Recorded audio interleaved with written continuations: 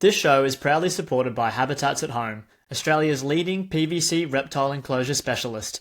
Check them out on Instagram and Facebook at Habitats at Home, and be sure to visit habitatsathome.com.au if you're in the market for a new PVC reptile enclosure or other reptile accessories.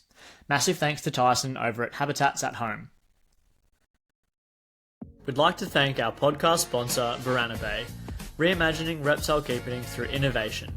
They combine quality, design, and function to create high-end 3D printed reptile products. And if you've got a unique setup or problem, they'll craft a custom solution made just for you.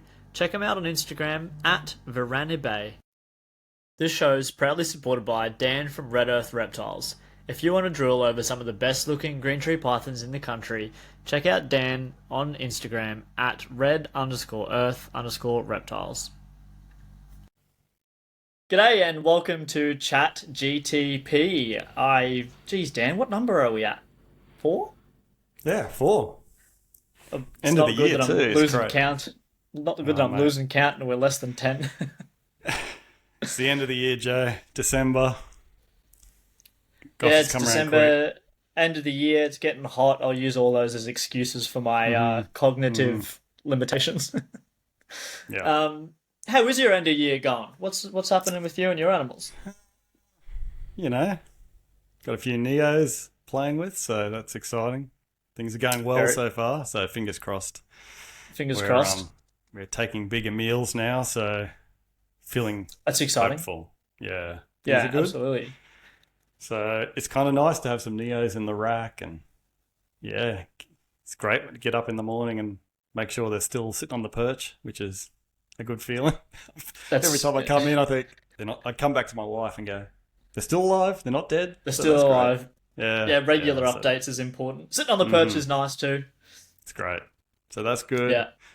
And your neos are looking absolutely amazing, mate. Gosh. Yes. Patterns Thank on you. Those things.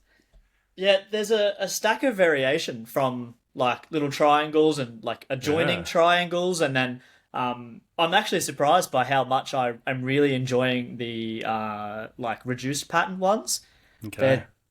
They're nice. I was planning on only holding back maybe 4. I just don't know how I'm gonna come to any of those decisions. Yeah.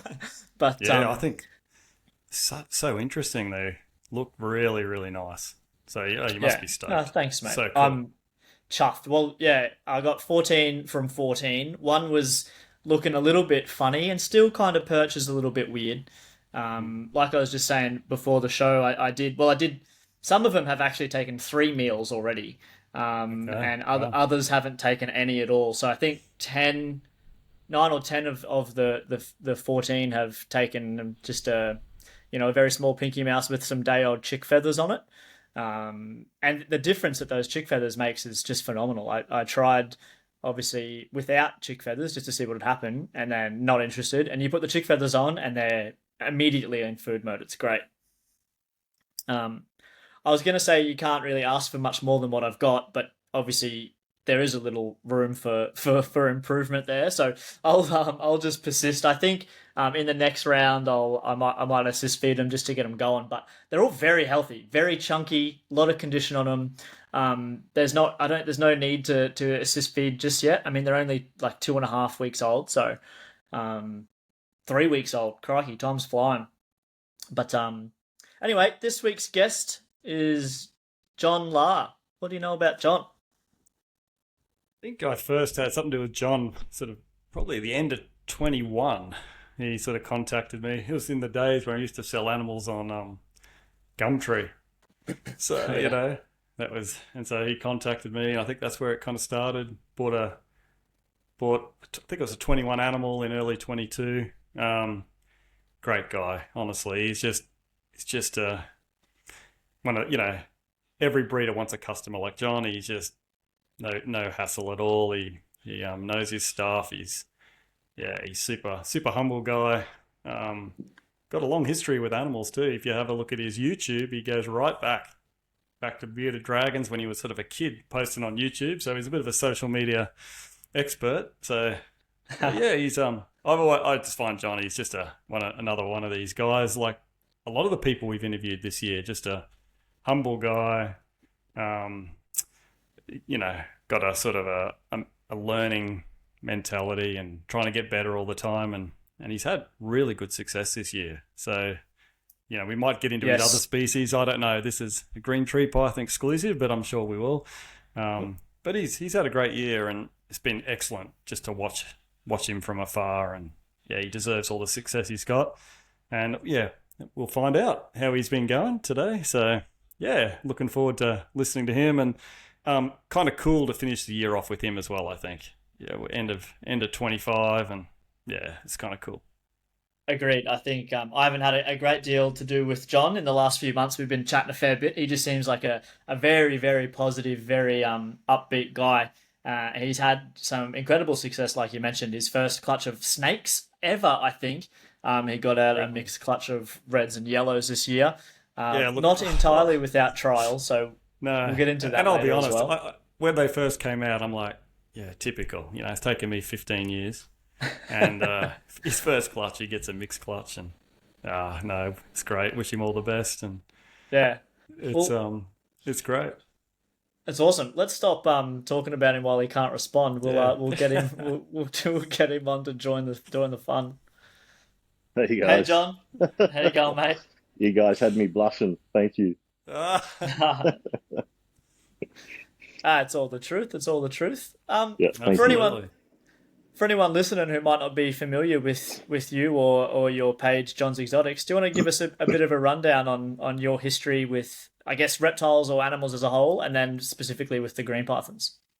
Yeah, so for anyone that has followed or hasn't, my history involving animals, like being just always curious, I've always dabbled with fish, and it was a constant evolution along those years. My first ever job was at an aquarium store, and I worked there for 7 years and kind of went up the ranks from 1 day to then 2 days to full time, and then the manager. But yeah, it's just been a constant evolution of kind of growing in the hobby. But yeah, started with fish, got a job, and then it basically went from freshwater to saltwater as many people progress through that kind of realm. Looking for that next like big hit of like challenge because I love a challenge and I've been a sucker for punishment. So I always look for the next hardest thing to kind of dabble in and that interests me. And that was just the natural evolution. So from saltwater, it went to dragons. That was my first reptile in the reptile, I guess, hobby was bearded dragons. And I think I was about 12 or 10 or 12. And then I bred those for a few years. And I kind of, in a way, grew out of that going through like high school and just life got in the way. Started to go on a date with a woman, like that was like what am I doing with dragons and fish, get rid of all that. And it Yeah, kind of nerd. That's excellent, isn't it?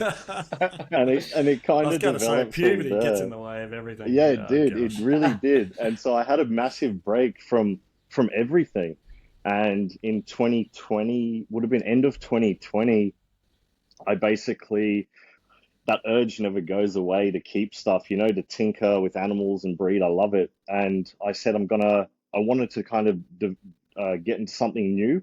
And that actually happened to be, it was fully gonna be green tree frogs.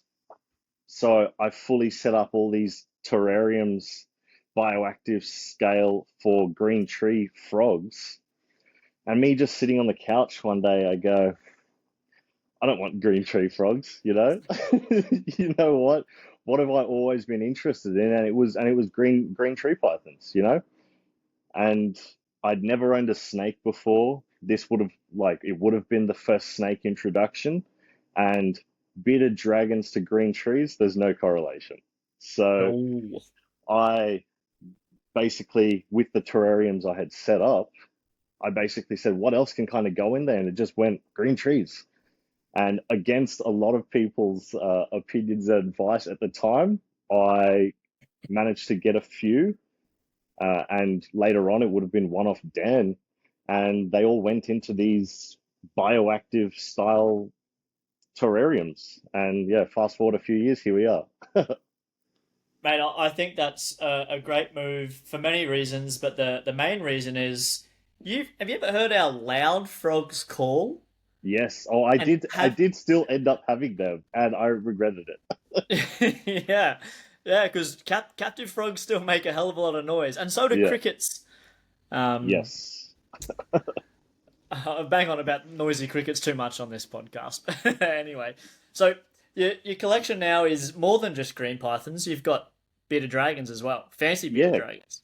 Correct. So, like, amongst the 15 adult greens and whatnot, I had the opportunity middle of last year to get a hold of, I guess, my first true love in the reptile industry, which was the bearded dragons, and got some real high color morph stuff. And I'm really grateful that I can work with some really interesting stuff and hopefully be able to produce some Aussie first. So we'll see where it goes and develops. But yeah, so far the babies are looking good.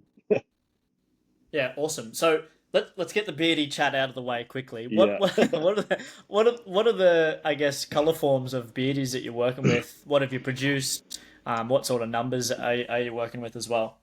Well, right now with the beardies, I've only got around eight adults.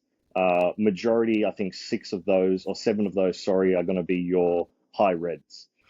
So everyone knows in the green tree world, everyone loves the reds, and it didn't stem too far from the bearded dragons. I've always been drawn to that color, and so I've got a few different variations of reds or hypos and uh, translucent genes for bearded dragon people, and it's basically and some leatherbacks. So I've got a clutch. I've had two clutches so far, with another one on the way of just varying colors. So it's just been really exciting, and that on top of the green trees, it's been a real treat for the last few months dealing with all of them.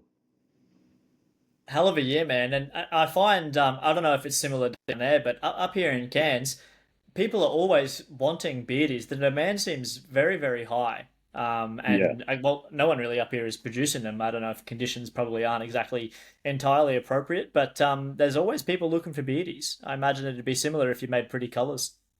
yeah, definitely. Even though these guys run a pretty hefty price, I've been really thankful that I've been inundated with messages and people and customers who want a hold of them. So, basically coming into the new year, all of them are sold already, which is great. Wow. I just have to wait for them to kind of grow up before I can ship them out. Yeah. Are you selling them sexed? Correct, yeah, as best I can. But Yeah. yeah, I'm very confident in what I will be sexing them as. Yeah, Yeah, cool. Oh, that's awesome, man. Great to hear you've had some success on that front. That's great. That's awesome. yeah, Um, I'm a proponent for beardy keeping. I was never in the past, but my girlfriend picked one up last year, and the thing is hilarious. It's a great little pet. Um, I would encourage people to keep bearded dragons. Dan, you yeah. want to get a beardy? It's a day and night difference between the greens, that's for sure. I've been down the beardy road. I've got photos of my 22-year-old son when he was like 5 or 6 with his big massive orange face beardy sitting there while he's eating his wheat bix, you know. So and he's got Yes. bright orange hair, so it was Ah, yeah, brilliant. beardies are great. Yeah, they really are. Yeah. So These are 15. special though. These aren't the same thing, but anyway. No, they're not. They're not. So 15 adults, John. That's a hell of a collection. Yeah, it's of the dragons we're talking or the greens. No, we've moved on. It Greens. moved on. Yeah, the greens, that's been a slow and steady burn. And I'm really happy with the base of adults that I have. I look at them every day and I kind of pinch myself that I've been really lucky, just right place, right time situation. And like it's happened again recently. I've just picked up nice like females, and it's just something I'm forever grateful for, that it's just seemingly worked out. I know it doesn't for a lot of people, but I couldn't be happier that I've got a great like initial breeding stock and ones I really enjoy to look at. It felt like there was a time there, John. Didn't matter what animal you picked, they end up turning into magnificent Yeah, specimens. I think I was talking to a couple other guys, and they're like, "What is it with this guy? He seems to get these. He picks these animals, and they all turn out to be brilliant." So yeah, it, it you must it's have a a knack. yeah, it's a touch.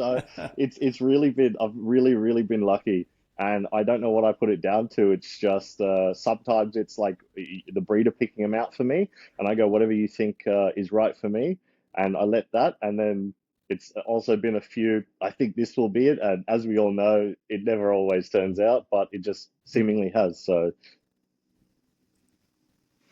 That's I epic. was just thinking about your years with saltwater aquariums. I've never been really into saltwater aquariums, but I yeah, have a colleague who's really into them, and like just the monitoring of water and all that sort of stuff, and you know that sort of attention to detail. I can see that as like a a transferable skill. yeah, If you're being interviewed for a job, we'd call that a transferable skill. Um, definitely. and I think I think that would have been a really, I think, a great training ground, I guess, for when you had to start setting up green pythons and thinking about all of those parameters that you had to sort of build in Yeah, to your it keeping. it's definitely something that I pride myself in.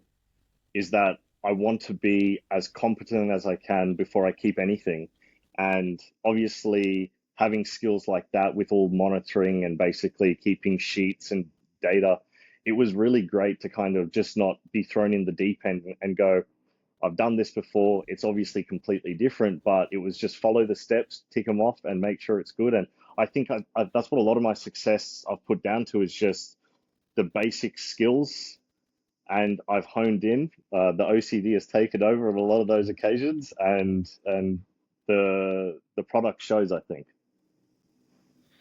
Agreed. I think especially I like the comparison there, Dan, of that set of skills that you need in saltwater aquaria. It's essentially understanding of processes and how they all interact together and then with each other. And with with snakes in general, I think a lot of people think you just chuck it in a cage, hot, cold, rat, that's it. But with green pythons, there's a very, well, somewhat strict sort of set of criteria and processes that need to happen for you to be successful, at least within breeding them. So, understanding how processes work and that you have to follow them, I think, is very important for sure. Yeah. Yeah. So, what's let's give us a bit of a rundown of what sort of animals you've got there. Like, who are they from? What sort of colors are you working with? Yes, for sure. Um, like I said, a lot of the people that I've got some stuff from, Dan included, one of my favorite animals. I've managed to grab Kyle Brown's another very reputable breeder who I've in a way developed a good connection with in terms of like breeding sense because the pair that I paired up with were a sibling pairing from him. So that was exciting for myself and I guess for him to kind of see something that he produced go on again. Uh, there's also a few other people, whether it be Tony Crab or a few other harder to get people that I've just luckily stumbled and managed to grab animals from, or Ray Field, Russell Grant. I can rattle off all the names forever. Um, and yeah, it's just kind of a slow accumulation of everyone with different traits, not particularly chasing anything in particular when purchasing them. I was just, if you've got something, I'd love to see it. And if it was appealing to me, I'd grab it. So And how did you go about, I guess, contacting these people? Because I think that can be a bit of an intimidating thing to do, especially some of those people who've been around for a long time. They would get harassed all the time. So what was your method for that? yeah, definitely. It's that's a really interesting topic to me because I feel a lot of Me people too. these I feel a lot of people these days don't know, just they don't give you the common courtesy of asking you how you are or hi, acknowledging you as a person. And I think I don't want to say that's the trick, but it's step one in my opinion. And it's just asking someone, "Hey, how you going?" So a lot of those people, such as Darren Ford, everyone who you guys have already had on, Andrew, on the podcast. Although I haven't got animals from them, I still talk to them fairly frequently, and it's just building up that connection and relationship.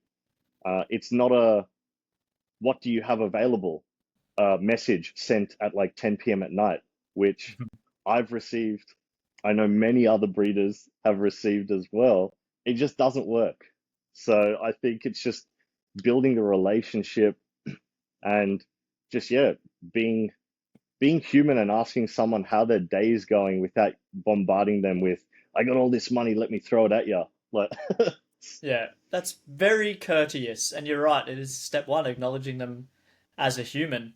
Um, Dan, this is a question for you. I guess how important do you think it is when someone reaches out to you?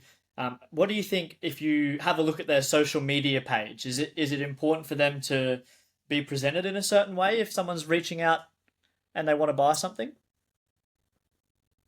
Yeah, look, I think John's right. It's more about how courteous they are, and because a lot of people don't have a huge social media presence, and you start to True. engage in a conversation with them, and you find out that wow, they've actually got a quite a substantial collection, but they're just not gonna splash it all over social media. So yeah, look, there's I get so many messages. Have you got a green? Have you got greens for sale? How much? I had one person go, see that blue one? I want to buy the blue one. And I just want a blue female, by the way. And it's just like you just don't get it, Cool. and yeah, and I think it's there.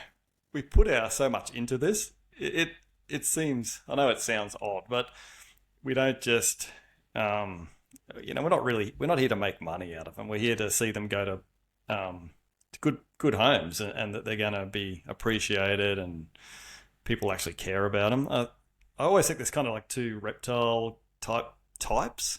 There's those that are into green pythons for the status, and then there's people who are genuinely interested in keeping animals and have that whole natural history type thinking, and they're the people I kind of like to associate with. But it's yeah, for me, I don't really look too much about their social media. I might have a flick through, but it's you can't really tell anything from social media. Look, it's all Yeah, smoke and mirrors anyway. it yeah, is Um, all smoke and mirrors. Yeah, yeah, yeah. So, yeah, but it is about the relationship and knowing that we're all having a go and just enjoy the animals and um, celebrate each other's success because it's not easy, of course. And yeah, that's all really. We're just humans. yeah. Um, Agree. Yeah, for sure. yeah, we're not a Um, commercial business. We're here just to enjoy it. Yeah, I think that's one thing that the Green Python community does well is I guess the vetting. Like you do want to part with the animal for money, but you want to part with the animal for money and a few other things. You want to ensure that it's going to someone who knows what they're doing and intends to do the right thing by the animal, sort of at a bare minimum, I guess. yeah, I for think sure. that's sort of how it looks. Well, John, you had a damn exciting year hatching out your first clutch of snakes. Do you want to Yeah, tell us about that? yeah. So yeah, a very exciting year itself. Like when I got eggs, I shed a tear for sure, and then when they hatched, it was even more exciting. But um, yeah, what to talk about? Like it was my favorite snakes, or some of like it's hard to pick favorites, but like when you have like I really enjoy these snakes, and you manage to pair them, like it's also just another layer of just excitement. And I was just yeah lucky that everything went on the way it did, and like the guidance through friends and everyone like through the hobby, and I managed to hatch 13 really nice mixed clutch neos from like if you want to label it, it's a mixed blood, but it's a Biak Jayapura Aussie mix, so it's just mixed blood, which is really exciting. And yeah, and then they're in the neo rack right behind me, so. Yeah, very exciting. Well, let's take it back a bit. Did you do any cycling for the adults before you paired them? Yeah, I definitely did. I must say, my refinement next season, or I will be refining it substantially. I was still very in the excitement phase of having animals ready and throwing them together. So, did I cycle them? Yes, I still temp cycled them and like food cycled them. Definitely wasn't as strict as I know I could be or should be, but I still dropped feed and I still dropped temperature over 2 months leading to pairing. And I was lucky that like I had Dan kind of chatting in my ear most of the time, and then like Jason Allen, who's not too far of a drive from me, I had him kind of in my ear doing the same thing, and just everyone. So it's been real nice, kind of talking to everyone, gauging. And I know I take stuff occasionally with a grain of salt, but I tried my best, and here we are. Yeah. I think it's very important to take things with a grain of salt because, as everyone talks about, is what works for someone might not work for someone else, and you kind of got to Exactly. figure out the best methodology for you. So, what do you think you'll refine, or what adjustments will you make for the coming season? Timing. I I definitely messed up timing, or I could have been better with timing, as well as not rushing it. I put two males over the female, Yeah. and it was all well and great when she ovulated, but up until that point of ovulation, and when I was viewing that ovulation, which was so exciting, the dread of, oh, who did I, who actually Who got the signed the job done? clutch? Yeah. Yeah, yeah. And so So I, you figured out who side the clutch, obviously. yeah, exactly. So Yeah, I definitely think timing and having a plan and following through. So like writing it down, which is normally my style of like, this is what I'm going to do for next year, just executing the plan, which I let excitement get the better of me. And I was just like, you get a bail, you get a bail, you get a bail. Like it went downhill pretty quick. yeah. I can see how that excitement can get you carried away. Even just you walk past a green python in your fasting period, and it's in ambush, and you're like, Yeah, oh, I haven't fed that. I'll just give it another feed, and then I'll start the yeah, fasting next week. yeah, Um, yeah. that's what I I'm looking agree. at my female already. She looks great after laying a clutch a few months ago, and I was like, all right, I'll stop. I won't feed over December, January. But last night I was feeding a bunch of snakes, and I was like, you know what? She can just she'll have yeah. one more mouse. I'll give her one more mouse, and I'll start again. Um, And now especially that I know the signs to look for, it's been really beneficial for me visually having that step-by-step process of follicle development, ovulation, like going off food, like the full works, like rather than reading it in a book or having other people send me photos, it was nice to see what my female looks like so I can just adapt and make that better for next season. yeah, Yeah, 100%, 100%. Um, I know for me, John, every season it feels like it's my first season. So it doesn't it doesn't get any easier actually because if every female is slightly different as well. And I tried to breed last year a particular female, and it didn't matter what I did, she just never built follicles. I think she was locked in excess of 20 times and never went. And so for Crazy. me, that's like, okay, I got to figure out a new way with this particular individual and see what I can do. So, Yeah, yeah, the challenge. yeah. There's no script. There's no recipe for this. yeah. No. Um, There's broad parameters, I think, Yeah, and and it's funny you say that because I'd actually, the female that gave me eggs, I'd given up on her. So I had paired them, successful locks, and nothing had basically come of it over a month or two. So I said, maybe I'll just start feeding her like normal again. Started pumping that food back into her, and that was obviously that trigger for her. And then ovulation hit. So it was, yeah, I had given up. So like I was writing off this year as a loss, green tree wise, and I was still super happy. But yeah, to have her everything suddenly click on and just happen, it was, yeah, I couldn't have asked for a better year. Amazing. What? Go, Dan. oh, I was going to ask. I don't know if we're too far ahead, but were you, between sort of post ovulation, between ovulation shed and laying eggs, do you soak your animals? Are you a heavy sprayer? Like, That's actually recently really changed in my keeping ways. I used to be a really heavy sprayer for probably like I've only been really doing this for about 5 years, and like I'd say 3 of those 5 years I was a heavy sprayer, and I've recently readapted that to almost never spraying the animals, just in terms of how I keep my enclosures a big water bowl and humidity retention with the cocoa chips. It lasts a long time for me, but up until her laying, that's when I did kind of take priority for soaking. I didn't give her heaps of soaks throughout her from ovulation to egg laying. She had two soaks. And I was just making sure. And every time I did give her a soak, like, man, did she drink. So I knew she needed it. yeah. it's funny that's been my sort of evolution as well. I think I kept my animals way too. I don't know if wet is the right word, but I think Yeah. an overuse of spraying and I actually lost animals. I think way a bit early. So I had some animals die at sort of 6, 7 years old, and I kind of put that down to stale air enclosures and Yeah. too much. I don't like a substrate up here because it's I don't know what it's probably 85% humidity ambient at the Yeah. moment and like 30 degrees. So yeah, it's just trying to how do where's that balance and yeah, it's been my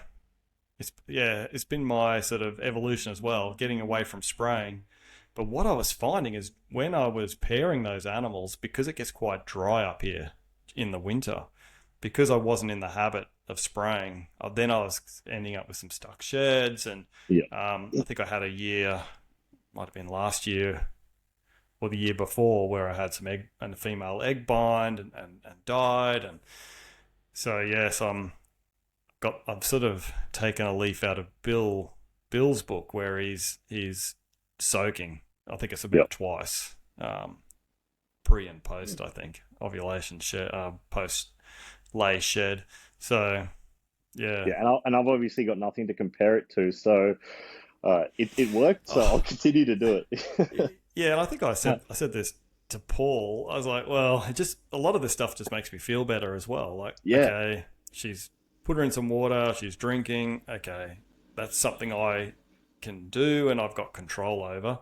Yeah. Because honestly, it's nothing worse when you get so close and you know, something so drastic happens and you lose the animal or you lose the Yeah. clutch and it's actually the hardest part of it. I think I can handle neos dying full term and all that sort of stuff, but when something I feel like I've got control over, because I think once a female goes into that egg deposition, that 14 days, she's not thinking about water. She'd probably get rained on, Yeah. um, but she's not seeking out water necessarily. I've had some females that do, but yeah. Anyway, this comes back to personality types, I think, and trying to control Yeah. everything. But But and those sorts of experiences, sorry, they really help. They build that anxiety within you yeah, about experiences when you're going through them again. And if you can yeah, do something to ease your mind that won't harm the animal in any way, even if No it's brainer. just even if it's just yeah, for you, I think that's worthwhile. And I can understand that there probably would be some highly strung females that are probably pretty stressed that might not tolerate a soak so well in that period of a reproductive event. But I think for the most part, like pretty laid back, just chuck them in a tub and give them a soak. 100%. I think it's a no-brainer for me now. But Yeah, yeah, absolutely. Well, dehydration's uh, is a significant sort of issue that can have all sorts of problems. And if egg binding could somehow be tied to dehydration, and you can try to prevent it with a soak or two, Yeah. Why yeah, wouldn't you? yeah, no and brainer. who knows how it's affecting developing embryos as well? Who knows? Yeah, and well, we know how energetically expensive it is for a female to Mm, produce eggs. Little and eventually little snakes. It takes a lot out of them, so they'll be trying to get whatever they can. And you're right when they're just hunkered down looking for somewhere to lay in their head, where you know where they're going to lay. Yeah, they're probably not thinking about having a drink. So Yeah. yeah, it's good. It's very important. Speaking of John, where did your female lay? Did you give her a nest box, or did you put her into a smaller tub or something like that? Yeah, I obviously had a lot of people in my ear showing me how they did their nest boxes, but me being the person I am, I'm like, oh, I'm gonna do my own thing, and so I ended Cool. up, yeah, just making my own egg box, and literally I went to Bunnings and I said, I got to find two bowls and I've got to stuff them together and then just drill a hole out of it. So literally just a black shiny bowl from Bunnings. Basically, I zip tied them together and a 50 mil hole saw right through like the corner on the side, and I just filled it with dry moss, and that's what did it for me. So very simple, Probably the most simple you could get if you wanted an egg box on the fly, but yeah, it worked great. Did you heat it at all? No, I did put it directly under the heat panel. Not that that really would give much residual heat, but enough to, if she wants a nice warm place to kind of go to lay, that's the only place she had. Yeah. Do you get heat coming up from the cage below, John, through the floor? Surprisingly, what I've found with my 10 mil like PVC being on the thin side, I don't. I really don't. Which Hmm. that did it was like a nice thing to find out over the time. But being that my heat panels are spaced, I think like 10 or 15 mil as well, so it's not direct contact transfer. So I think that just helps as well.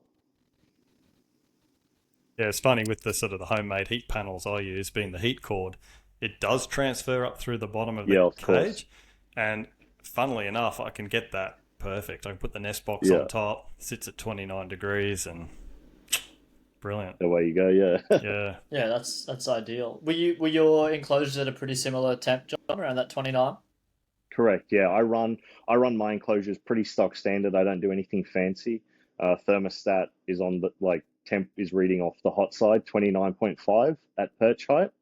And funnily enough, I don't measure the cool side. I know it's a few degrees cooler, but I don't worry about it. As long as the hot side is where it needs to be, they'll go where they need to go. Yeah, true. And I guess that kind of allows for a natural variation throughout the seasons too, I guess. Yes, absolutely. Yeah. And are you Cool. running multiple perches as well? I'm trying to look in the back so they can Yeah, get I different. am. So like at the top, I've got like a standard wood perch, which I've kind of transitioned to that just because I like the look of it a bit more. I used to have two black PVC perches, and I've got like a black one, so like a normal wood and then a black PVC perch. Which I'll be honest, like out of the 2 years I've been on it, I've maybe seen them on it once. Like they love like the higher perch, as we all know, and I only really have that other perch in there just for when they want to cruise around. They're not plunking to the ground to do it. I've always been interested, like that's a decent gap between the snake and the heat panel. Like it's what is that, like 200 mil or something like It's that? it's a hefty gap, and Yeah. I'll be honest, I definitely had my queries about it when I was doing perch heights. Hmm. But when I did originally like design and put together these enclosures, my thought process was it was when a lot of people was having potential problems from having their chondros too hot. Yeah. And so I kind of just took that off. I know I can reach the temp that I need to on this side with the heat panel I have. I'm going to keep it as low as I possibly can to give that gradient. And although it is quite low, it still gives me a really good gradient. Like you'd imagine it has to heat more, which then for the whole enclosure would be hotter. In my situation, it doesn't actually work like that. So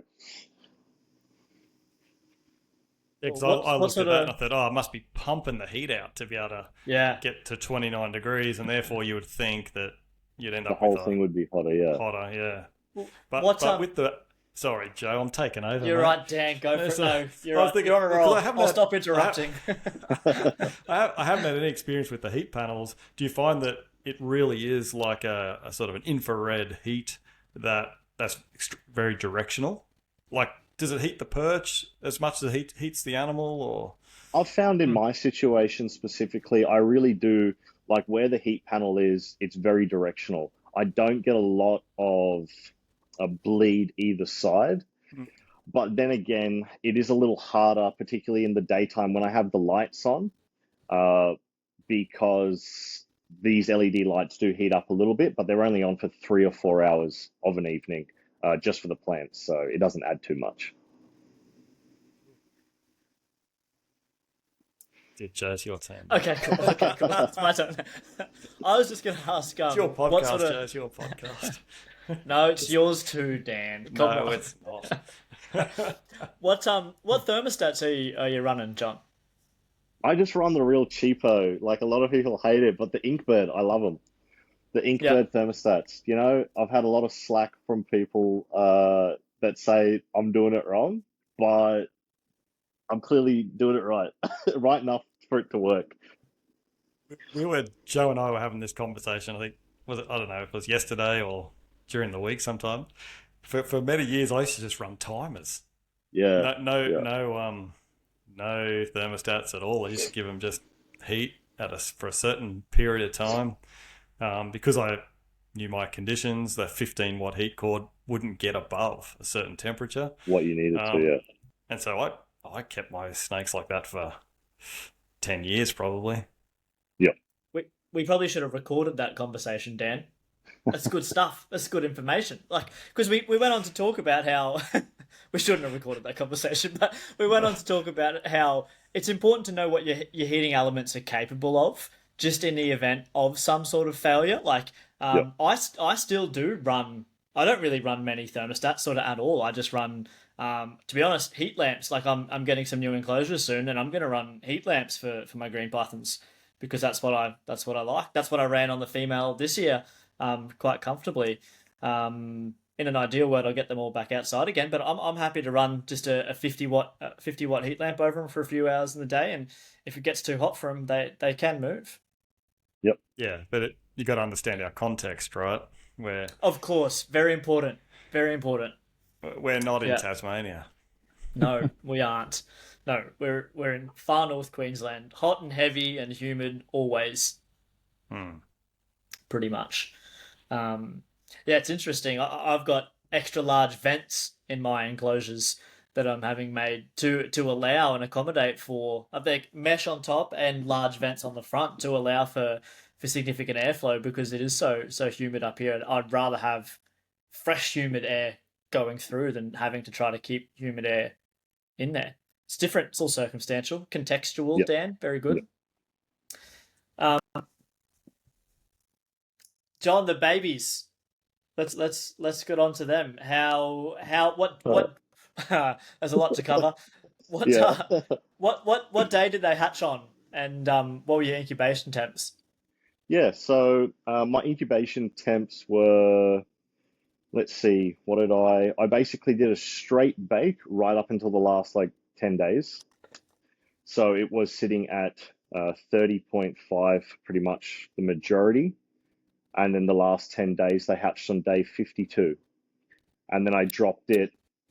It was basically a degree. Like my thermostat, once again being the Inkbird, they had like a 0.3 degree temperature variant.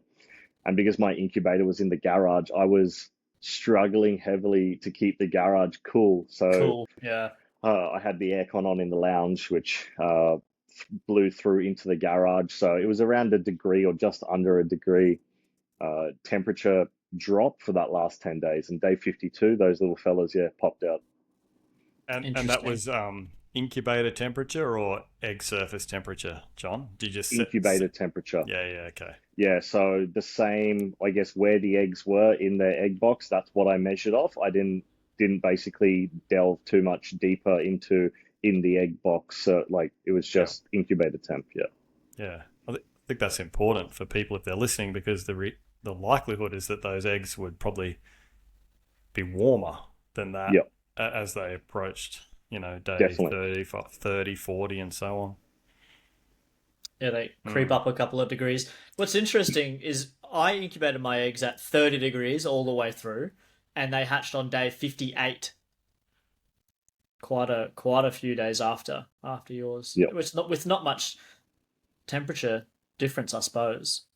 And yeah, no, definitely not. And I think a few of those days I was at work and I was getting like alert, like incubator at like 31.2, which still wasn't outside of my acceptable range of incubation.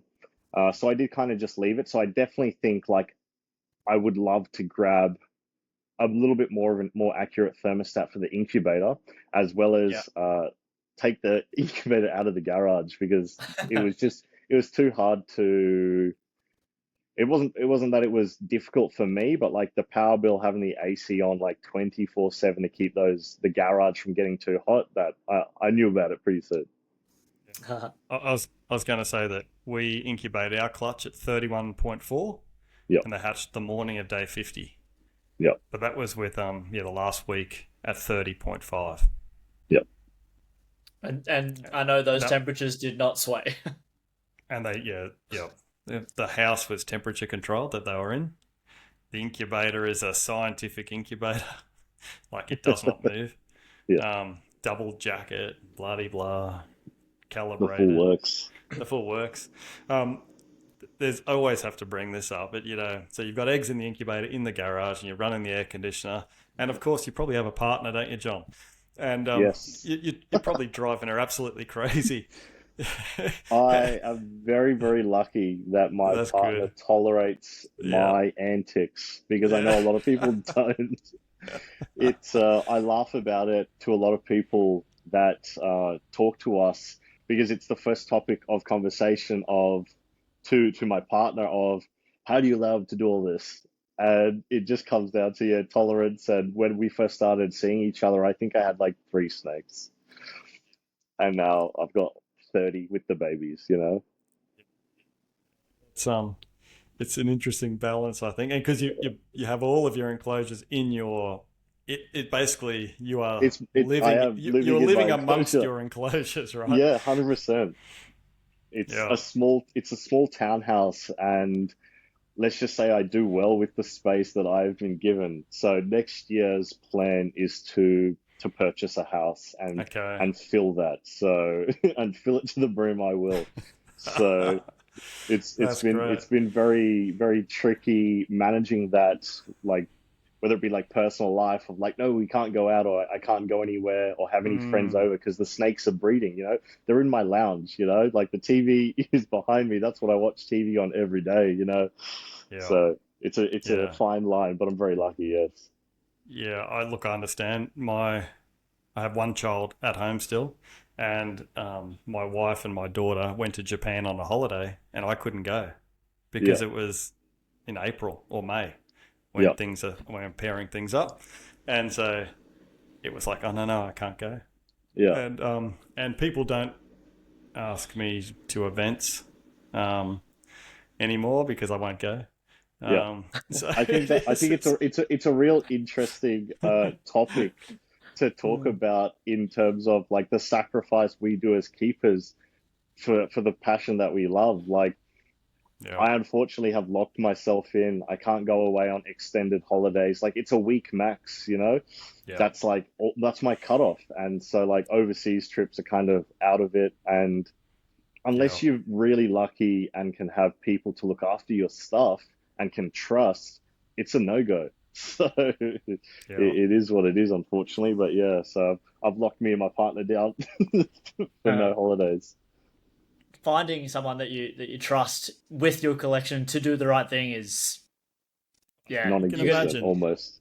if you've got neos, nah, you're not going anywhere. you're That's not it. You're going home for In the anywhere. 6 months. pockets, in the pockets they go, right? See ya. Seriously, like I think you just can't.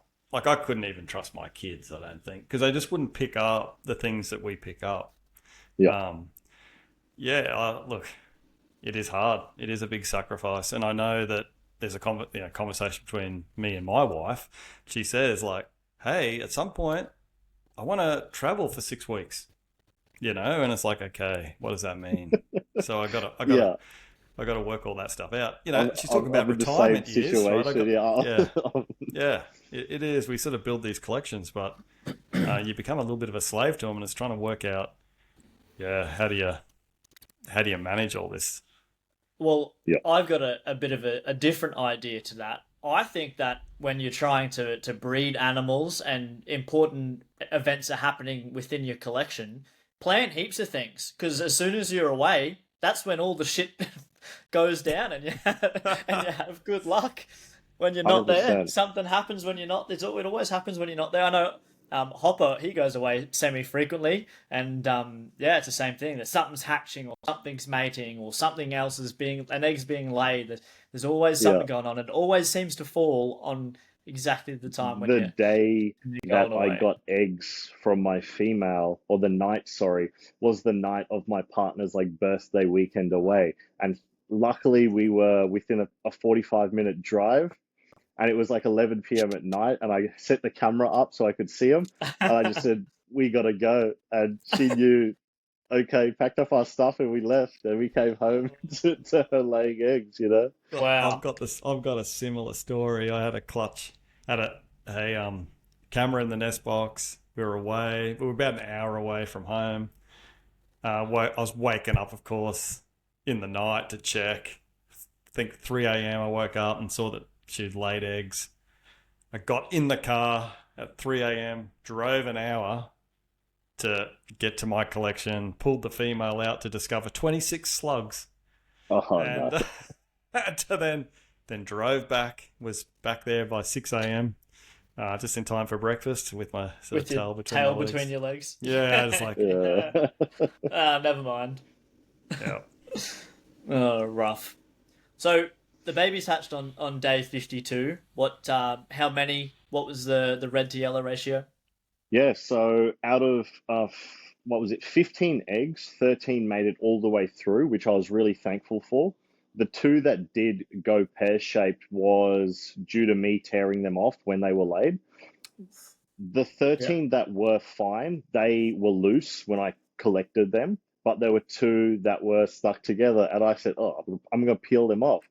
And just being the inexperienced person that I was, it looked fine, but it clearly wasn't because within a week they were dented in. Obviously, oxygen exchange, moisture build-up, whatever happened, and I lost those two eggs during incubation. Yeah. But the rest hatched and they were great. I didn't have the best odds with red to yellow clutch, even though I was still super stoked. I had four red neos, and then the rest were yellows. It's not bad, man. Four Yeah, reds. That's great. I awesome. was chuffed. It doubled or Yeah. tripled my red count of the collection instantly then. So, I was going to ask you what have you learnt with those eggs, John? When you pull them apart, like oh, what are you going to do just, different? Roll them yeah, back and forth. yeah, it was, I really thought I did a good job, but like it just is one of those things. And although like some of the hurdles that I've been dealing with now with the Neos, although you like I don't necessarily want them, it's been such a great learning curve, and I'm happy in a way that it's happened because I can deal with it in the future when I have animals that I can't necessarily not afford, but I really want everything to go well. Yeah. Look, don't beat yourself up about them. You know, based on your ratio, they probably were reds. Yeah, So yeah, I know.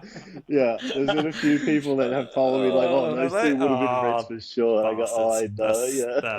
That's cruel. That is That's cruel. yeah. Oh, terrible. But that is something that just comes with experience, is knowing exactly how much pressure to put on those eggs to roll them. Because I know I separated my clump this year, and I was like, oh, I don't like this. Oh, it's working. Oh, that's okay. And I was like, yep, Yeah, I'm right there. That's good. But I also think the timing was just right for me too. I just got in that window to pull them apart. yeah. But you had a Neo. I think. Do you have a Neo that hasn't shed yet? All of them. Actually, no. One is still left to shed. Yeah, Yes. interesting. And how old are they Yeah, and now? that would be coming up close to 50 days, I think. Close, close to 50 days, and it's one of the bigger Neos as well. So I think it's just like skipped its first shed and just straight to the second. Yeah, you had that, Dan? I have, but it's always been on sort of weaker animals, and they tend to not be either great feeders, and I sort of nurse them through, and they tend to have that wrinkly sort of appearance to them. Yeah. Yeah, it's not nice. Yeah, No, the Neo that I have that is like that, it's like the second biggest Neo out of the clutch, and it still does in a way have that wrinkly look, but mm, it's yet to shed. yeah, I think when they go, they seem to be fine, and yeah. Interesting. How have you got them set up? Right now, like just behind me, if you boys can see, it's not, when I say it's not ideal, it wasn't my first initial setup. I normally keep Neos in like the 7.9 liter system tubs, but for whatever reason, as of late, as particularly where I am, they've just been real hard to get a hold of lately. So Yeah. I had to really rethink coming up to breeding season, what was I going to put them in? Because I just couldn't get them and I couldn't set them up my usual way. So I'm still going with the system of tubs, but they're the 3.5 liter tubs. And I basically just designed the rack to house them with floor heat.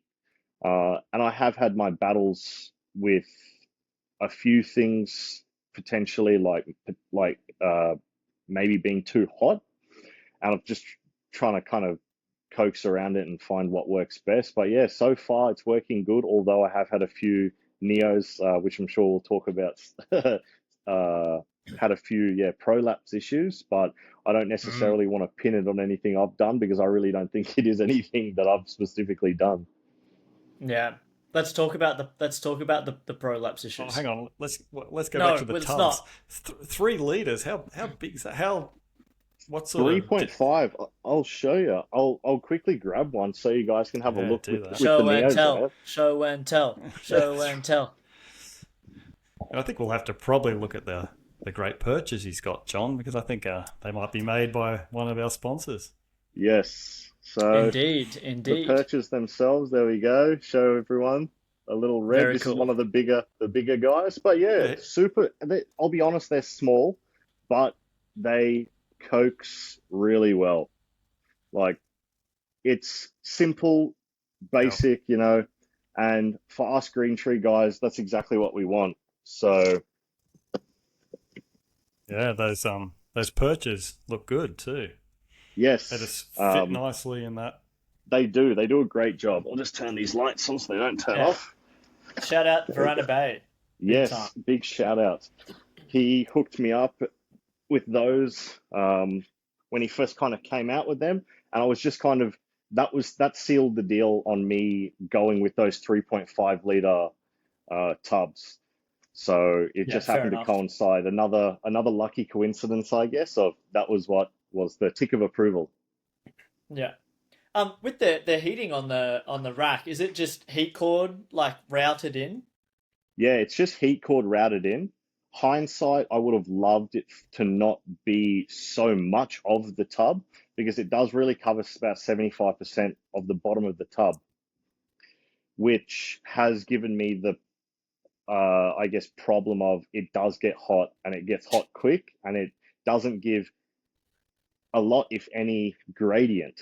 I am a big keeper on, particularly as Neos, I'm not really too fast on a gradient for Neos, although I haven't bred any previously. When any of my purchased animals, they had a heat pad on the bottom for the whole way through. And that's how I've kept them over the years. And that's how I guess we'll continue to keep them. But I would have potentially liked less heat cord just to give that gradient. But I got to work with what I have. And seemingly on the healthy ones work. What? Sorry, what wattage heat cord there, John? There I must be. believe it's actually quite a high powered Yeah, wattage. I yeah, think off memory I can't remember, it was 80 or yeah. upwards Sure. heat Yeah. cord, and that has been quite tricky to kind of navigate with the thermostat because it heats up really quick, but then when it turns off, that residual heat spikes it quite a bit still. So I've had to play around with my thermostat to kind of keep it where it needs to, and then when it turns off, it still raises it a little, but Yeah. to where I need it to be. This is quite amazing how much heat will be contained in a tub. 100%. It's incredible. Um, but I know with my rack, I've just got one line Yeah. through, and that's it. Yeah, Um, John, how are you? Where's the thermostat probe for that rack? I've got a control tub, which is like fourth one in on the second row. And Yeah. so the top four rows are connected to one thermostat, and the bottom four rows are connected to another thermostat. So I've just got that control tub with the thermostat probe at perch height, and I'm just rolling with the temps off that. Yeah, it could be getting like heating up really hard and fast to be able to heat that probe up. I reckon maybe a high quality like dimming thermostat or something might really help you to eliminate any of that or just control it a and bit better at least. put it on the floor maybe even. I originally did have it on floor temps, and that's kind of for a lot of the tubs how I went off temperatures. But I did Mm. kind of want to change it up because it was more so crucial for Neos for me reading perch height because they're at the perches. Established animals, I guess that bit of variance isn't too much, but exactly, heat guns. Yeah. I've got every gun, thermometer, temperature meter under the sun, and I didn't have a lot of time with this rack before I could actually put the Neos in. So it's been, unfortunately, a bit of a learning curve with them in there, which is not exactly ideal. Do you have the ability to maybe pull a few strands out? I do, but it would be a massive task. Massive job. You got to unscrew it all. Massive job. Otherwise, Yeah. I mean, I've been at home with my Yeah. broken toe for the last That's fair right. few weeks. You got I've nothing got else to time. do. I have time, but when I say like it would take the full day, and then I like it like or more. So it's a massive task that I'm not Well, willing you, to tackle yet. you're probably too busy writing your long-suffering partner poetry, you know. So Basically, hopefully she'll basically, listen to this. yeah. Keeping her updates because along with Giving her everything, updates. That's yeah, right. keeping her updates. Yeah, So it's every morning when they she moved a leaves. centimeter. Yeah, basically, they're still alive, they're not dead. Like, yeah. Uh, But yeah, I've unfortunately come across, being that it is my first clutch, I've been hit with a few curveballs, and out of the 13 that hatched, three have since prolapsed within, I guess, the first month and a half of keeping them. And I've just been dealing with that over the last fortnight. So it's been quite interesting to deal with that from a perspective of I've never had to deal with a prolapse in my keeping of green trees. And not only is it a prolapse, but it's a prolapse on a neo, like the most delicate thing. And I'm a big cumbersome guy. Like the thought of having to deal with that physically was really daunting. And so the first prolapse happened for myself maybe like 2 weeks ago, and that was on that was my favorite red neo, of course, the first one to have it, and it was a fairly large one, and I did take the conservative route of removing perches, removing water bowls, and I consulted Dan of like for everyone really like of what's the best course of action, and I got a mixed result of shove it in straight away, or you can put some sugar on it, try and draw the moisture out, and it'll probably most likely go back in. I took the conservative route of kind of taking perches out and dousing it in sugar, and within 12 hours, it actually died. So it it was that was a big hit, and of course, it was my favorite animal. Like, never have favorites out of any of your Yeah, neos. Like, that's what it's you get. always the way. Yeah, that's what I get. And that was like, yeah, a fortnight ago. And then within a span of 2 days at the start of the week, I've experienced the same thing with two other Neos, one red and one yellow. So that route was a bit more aggressive in terms of fixing. I didn't bother with the sugar, and I thankfully had Mitch D from Snake Sanctum come around. He just happened to be popping in to look at some stuff, and it happened the day of him coming. So he kind of showed me, like, he's had some great experience with greens over the years, and he shoved it back in, which kind of blew my mind as to just how to do it. Like, it's such a daunting thing when you haven't done it or seen it before. So we shoved that one in, taped it up with just a little bit of strapping tape, and it back into the enclosure with the tub with no perch and no water bowl, just some damp paper towel. And then the next morning, I had another one. So since it's been a few days, no more prolapses, which is great. The ones that have had it are seemingly doing really well, but I won't know for sure. That'll be an update in a fair few months' time. Yeah, absolutely. Dan, what's your thought on a prolapse and then dead 12 hours later? one had a prolapse and put it back in, and it died as well. like, Yeah. um, and then I've had other prolapses where I've just used the sugar and it's gone in really quickly, and they've gone on to be fine. And I don't know. I just think there's obviously something else going on as well. Um, Yeah, I don't know. kind of seem to It's think with the neonates, they're just so little and delicate that I don't think you can beat yourself up over a neonate green path and dying. It's Yeah, just a casualty of war, yeah, casualty definitely. of war with the greens. And so far it's been a really good learning curve of like having to shove in the prolapse myself with probes and a bit of like Vaseline, just handling it like it was really really crazy, like interactive, just seeing how the animal reacts. And I'm an active learner, so as much as I could be told or hear other people's experiences, it was really great to have hands-on experience, although I don't want to really experience this Yeah, again. yeah. Well, that's the experience that you can't pay for, so Yeah, it's a hell of a skill. did you really wash it really well, John, before you inserted it? Yeah. yeah. So my protocol in terms of reinserting was give it a good soak. I let it have a good soak for like 45 minutes to an hour, where it basically, in my mind, it cleaned it, and within that time, it was really clean. Like I didn't have any other potential poop issue. I gave it a good spray just before I handled it, and then basically reinserted it. So I tried to make it as best I could, clean wise or sterilize wise, and then and shoved it back in. So I guess time will tell how those two end up going. And you're doing it with your finger or using a like a probe or I'm using a small sexing probe, yeah, just yeah. with a little bit of Vaseline as Okay. just a little bit of a lubricant, as just to make it a little bit easier. But yeah, uh, just a small probe, nothing too big. But yeah, it was definitely an experience, that's for sure. Yeah. I was just going to say what sort of prey items are you feeding?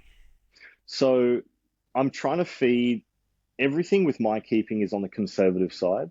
It always has been. Like I've always kept animals smaller than I think they could be. So I've basically been feeding them like day old pinkies with a bit of chick down on them. I did originally feed a lot of them with no chick down, just to try to see how that goes. But then since having prolapse issues early on, I really want that roughage in there to bind up. And if they're just eating pinkies, which is a bag full of mush, it's just not happening. So every animal right now is getting fed a day old or 2 day old pinky with as much chicken feather as I can basically stuff onto it, just to help use that digestive tract a bit more. Yeah, 100%. Was there? Could you see any poo on the prolapse or in the prolapse when it was hanging out? So funnily enough, every one of the prolapse happened after they went to the bathroom. And when I say after, they did a really good poop. And after I noticed that, I was like, success, like good poop, no prolapse. But then it was the night of that it happened. So that caught me off guard because I really did think that if it was going to happen, it was when they pooped. But seemingly they had a good move and they were all good. And then a few hours later, prolapsed. So didn't have any poop or any excrement on it while I kind of saw that because they had already excreted it all. They've got it all out. Yeah, Yeah, fascinating. yeah, just an interesting thing. That doesn't help the cause because Nope. you're trying to look for things to correlate. You know, Yeah, it's either and trying to work out a big turd, but it's yeah, already done that. exactly. So like me being like, I get in my head about things and I'm like, I'm doing it all wrong, and I really start to stress out. And I definitely was in a bit of a rut for a day or two as to really thinking what I have done wrong. But I've just knuckled it down to it's just one of those things that I can't right now pinpoint. So Yeah, I think that's very reasonable. I think these green pythons all take you for a bit of a run and then hit you with these curveballs, and there's really not much else you can do. definitely, Do everything right, and still things cannot always go your way. yep. Oh, very good. What else have we got, boys? What else we want to cover? The But prolapse. Sorry, I don't want to. go. Yeah, it's a topic End on a that, prolapse. yeah, and on the prolapse. No, I think I guess something that I really enjoy and have enjoyed, and that I want people to understand in the hobby is just the community that we have. You know, there's people that unfortunately rub people the wrong way, and everyone knows who they are, and they know who they are. But it's been really great over the years, like one being accepted on a show like this. Like I've been seeing people I hold up on a great pedestal, and then having the opportunity to come on. You know, Dan's here. Like it's Darren, Andrew, like all the big names to me have been really influential on keeping, and like Dan's been really great over the years with helping me out and answering questions. And it's just I've loved the community that I have created amongst my green tree friends, and it's turned from green tree friends to actual like real friends that I genuinely I want to know about, and like we've got a common interest, and I think that helps. I guess the friendship kind of blossom because we get to discuss things, but it's I'm really appreciative of everyone. Dan, you know, Jason, Liam, like all the guys that I'm close with. Like now, Kyle. Like it just the list goes on. So apologies if I forgot your name and didn't add it, but it's been great to kind of grow with everyone and bounce ideas off, because if we don't have each other, I've really found you don't have anything. You know, you need everyone to kind of to grow and develop with. Yeah, absolutely. There certainly was seemingly a very strong community of people in Australia that really band together. And like you said earlier, Dan, actually celebrate each other's wins, which is a big one. Um, yeah, absolutely. That is actually a question that I've got is what's your thoughts on the green python hobby in Australia? So I think you summed it up pretty well there. As a whole, as a whole, I would still say it's filled with snobs, but I've managed. I think I've managed to vet a lot of those out, and they too myself. And I think a lot of the guys I talk to, we're all pretty like-minded and similar people. You know, we're good at heart. You know, it's hard to say. Well, yeah, even yourself, it's been great and a pleasure talking to over the last few months and just developing a friendship over things we love. So. Oh, likewise, mate. Appreciate that. Absolutely. Um, what's your thoughts about someone new wanting to get into green tree pythons in Australia? Yeah, I think being fairly new, even myself, like when I first started out and discussed, it's just building those connections. It's finding people that, or breeders per se, that you like the way they keep and you follow something, you know. It's really great having everyone's opinion, but it's very hard to decipher what way you want to go when you've got everyone kind of chirping in your ear. So my advice to anyone starting out is find a way you like to keep or find a style you like to keep and just kind of roll with it and adapt as you go and just follow a breeder or maybe a few breeders that keep similarly and then even build the friendship like I was mentioning before with them, and eventually everything I imagine will fall into place at the right time. Yeah, for sure. Very good. Um, where do you see your collection in the next 5 or maybe even 10 years? That's a really exciting question for myself because I've got a few things that I'm growing up that I'm really excited about from other breeders that I've managed to get a hold of.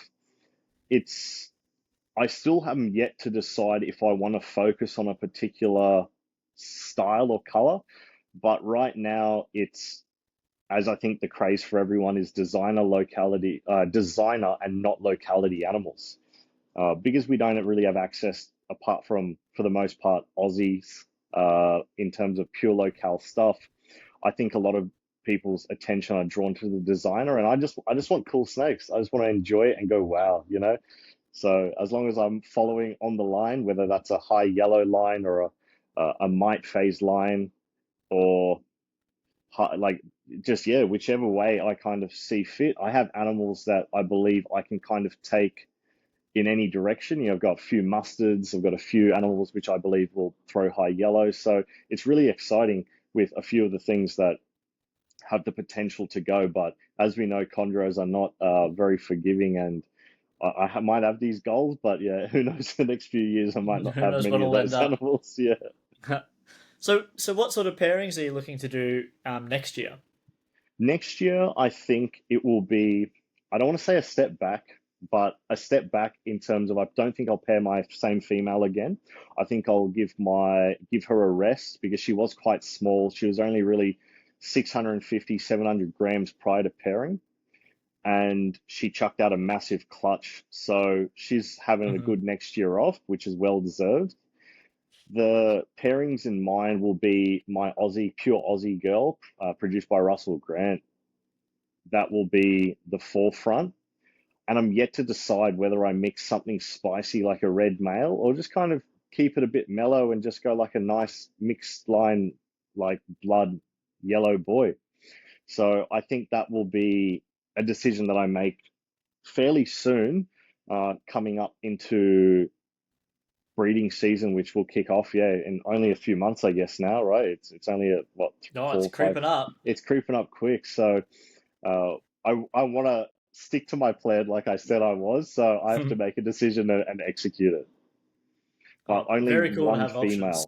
only one female that I'm comfortable pairing with. I'm in no rush, and I don't want to stress out and put pressure on an animal that I potentially could hinder in the future just from early pairing. So Yeah, absolutely. And you've got a bit of an idea on some of the different challenges you can face and the workload of a clutch of green pythons now. So yeah, um, it gives you a bit of a few extra factors to consider for your pairings next year. Um, if you could add any green python to your collection from anywhere in the world, which one would it be? that's a hard question. There's There's a so lot many of out there now. yeah, There's so many. I I love locality stuff. If I could just get like pure BX in the collection, I think that's Yeah. it. Like I'd be happy. Like of course I love the designer lines and high blue lines and blacks, but I do like pure animals and just having like that natural like in the wild look is all I could ask for. So if I can get my hands on some nice pure BX, that's I'd be a happy boy. I bet you, I think we'd all be happy boys if we could get our Yeah. hands on some pure BX. Yeah, I guess is there anything that you're on the hunt for? Is there anyone you're hounding for an animal? Anything in particular that you want to add? Yeah, I don't think there's anyone particularly that I'm hounding for or have been harassing like I have previously over the years. Uh, it's it's something that I'm now a really big if it is meant to be, it will be. And so everyone who knows me personally or over message, they know if they have something that they think I'd like, that like I don't want to say the breeder will reach out, but like I'm just in and amongst it, and if it happens, it happens. But no, there's nothing that I'm particularly chasing now. And right now, I've got a lot on the plate with the snakes, like getting these guys established, the dragons, like new Oh job. yeah, There's a lot of happening. It's just if something pops up, I'll take it. Or, but no, nothing that I'm particularly on the hunt for. yeah, fair enough. And your enclosures in your background, I'm feeling a little bit left out tonight, fellas. I've got my wall makes it look like I'm in a prison cell, and Yeah, you guys have these beautiful walls of green python enclosures. Um, sorry, You're Dan. no. I thought you had something. I was gonna say. You're right. You're right. Yeah. Have Yes. you got a Yeah. stainless steel toilet next to you there, yeah. or I've had to Yeah. There's the. rearrange the whole lounge to set the couch up in front of it and set the camera up so you yeah? guys can see. But no, it's I've had a lot of time on my hands to make sure that it looks somewhat presentable for tonight. Man, it looks great. Are they 3x2x2s? Yeah, so my females, although I've got two males in there already, my larger enclosures are 3x2x2s, and on the other side of the lounge, I've got six 2x2x2s, which are yet to be set up. And you guys can't see, but on top of these four, I've got another two enclosures. So I'm in the works of kind of just adding everything and upgrading and just kind of moving everything into their adult cages. But as everyone knows, it is very costly and it takes time. So Oh yeah, it does take time. It'll be nice when you have some. Sorry, that's something we skipped over. Are you planning on keeping all the animals you produce this year, or will you yeah, be looking to sell some?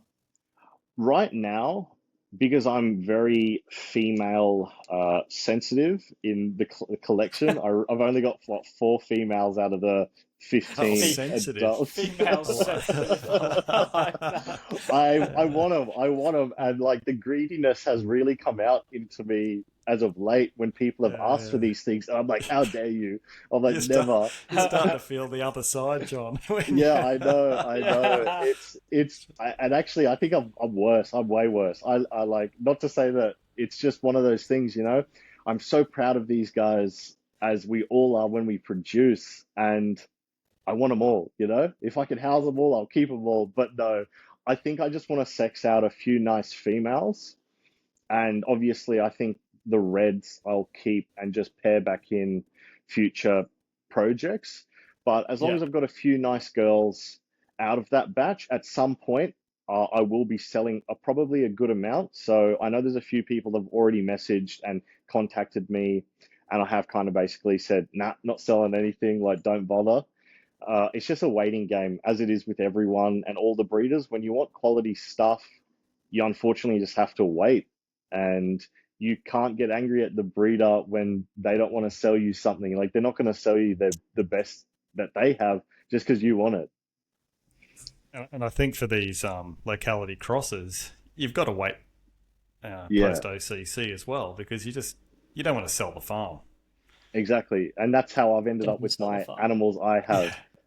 Yeah. So I've been very lucky in that sense. So I don't want to do the same, but also I want to give someone the enjoyment of letting it go through OCC and watching that journey. So that's also a big thing. So I think because it's a first clutch, I may hold on to them. Any further clutches, particularly with my Aussie female behind me, I really probably won't be keeping any, if many, from them. So next Yeah, season and further, I'm sure I'll have a fair few up for grabs. very cool. Very cool. Well, we're approaching an hour and a half. Goes Um, quick. it does go quick. Quick, yeah. Yeah. And anything else you guys wanted to cover? I'm pretty much fresh out. We covered it all. Yeah, I think we've basically gone over everything. I mean, I'm sure there's things I like. We could talk about this for hours and hours, and Oh, and no and doubt. being that, yeah, it's been great. I really appreciate you guys even considering me to hop on off and talk to you guys about something. Being that I'm still so fresh and I still consider myself to be such a noob in so many ways. I'm very lucky. I've got uh, experienced breeders and keepers out there, such as Dan and others. I can basically bounce my ideas off. So I'm thankful that you guys have had me on. So I really appreciate that. John, I think you're what it appears to me is that you're really cementing yourself as a pretty solid individual in this hobby in Australia, and you've really spoken some wise words throughout this podcast. So it's been an absolute a pleasure having you on, and I think that some people could definitely take some notes from what you've said, particularly people coming into get trying to get into the hobby as well. I think you've really done it right. So I think yeah, people should take on board a lot of things you've said today for sure. No, I really appreciate that. And yeah, Yeah. it comes down to staying true and just and being talking to people like normal people. I think it gets you real far. It's funny how hey, how you going, where that question can lead you down the rabbit hole. Yeah, absolutely. If people are looking to find you on social media, whereabouts can they find you? And you're on Uh, YouTube as well. We won't skip over that. You've got a great YouTube channel with it with some Green yeah. Python content on there as well, for So sure. my social media platforms are predominantly Instagram and Facebook, as well as YouTube itself. I've had YouTube since I was like, I think 10 or 12, and I've been trying to make videos here and there. But I just try and make something like I try and get somewhat educational, somewhat fun, and just to kind of give my experience. I'm pretty transparent. I don't hide a lot of the bad things, and I'm very very comfortable talking about the problems and issues I've had in the hobby or whatnot throughout my life. So I try and just make that apparent to people when I do YouTube videos and just kind of have fun. But yeah, if I can give everyone a taste of what it's like, because not everyone can keep and do the things we do. So I go through a little bit of extra effort and give everyone a bit of a life of a reptile keeper. Yeah, But it's awesome. I know. JL Exotics on all Exotics. platforms. Yeah, Yeah. I know. I look forward to watching your videos, John. I find them always really interesting and really informative. I think they're really accessible for people as well. So I think you do a really great job. I think for Thanks. me, Joe, I just want to actually this is kind of the last podcast for the year, 2025. Yep. And How Oh, exciting. it is too. Crikey. Yeah. yeah, and this has been, I don't know, for me, I just want to thank people that bother even listening. Like I think I know both of us, we've been a bit shocked at how many people are picking up and listening, and just, I guess we appreciate it. Just a bunch of nerds talking about snakes, really. So Yeah, and it's been great even for myself listening to you guys talk about it. Like I'm a Sparky and slogging myself every day. Like I've got the headphones in and I'm pulling cable, like wishing I wasn't there in like 40-degree heat. I've got you boys chirping in my ear. It definitely makes the day go easier. So thank you for all the work you guys do too. Oh, thanks, John. I should give a big shout out to our listeners as well.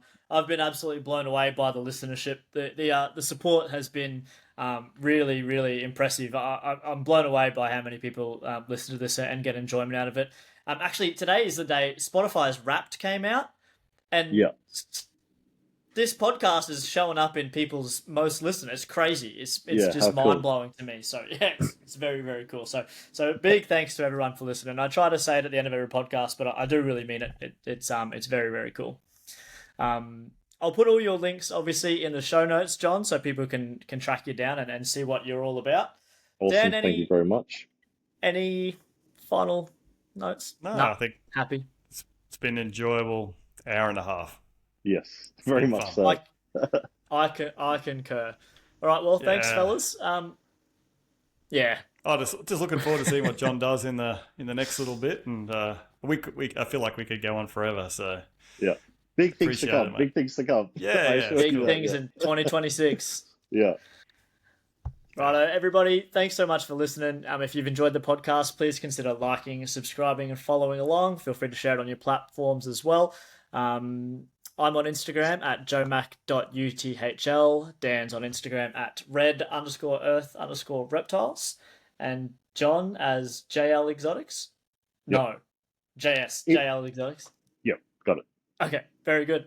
Awesome. Everyone, thanks so much for listening to Chat GTP. Thanks, boys.